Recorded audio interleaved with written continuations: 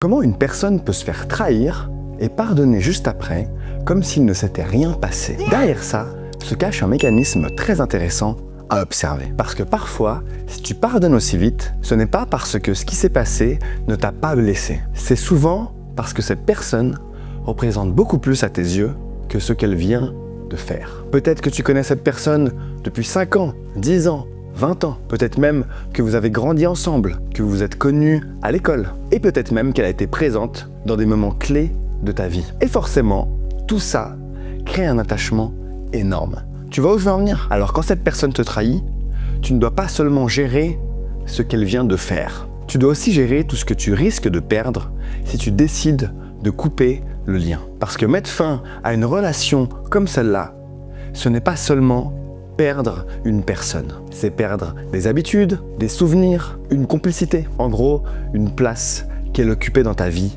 depuis longtemps. Et parfois même une partie de la personne que tu étais avec elle. C'est là que ton cerveau peut commencer à te rappeler tout le reste. Oui, mais ça fait longtemps qu'on se connaît. Oui, mais on a grandi ensemble. Oui, mais cette personne a aussi été là pour moi. Et tout ça peut devenir tellement lourd émotionnellement que tu préfères parfois restaurer la relation plutôt que d'affronter ce que représenterait réellement sa perte. Mais il y a quelque chose d'important à comprendre. L'ancienneté d'une relation explique en effet pourquoi cette personne compte autant pour toi. Mais elle ne dit pas forcément quelle place cette personne mérite dans ta vie aujourd'hui. Parce qu'une personne peut avoir été extrêmement importante pendant 10 ans et malgré tout, finir par franchir une limite que tu ne veux plus accepter.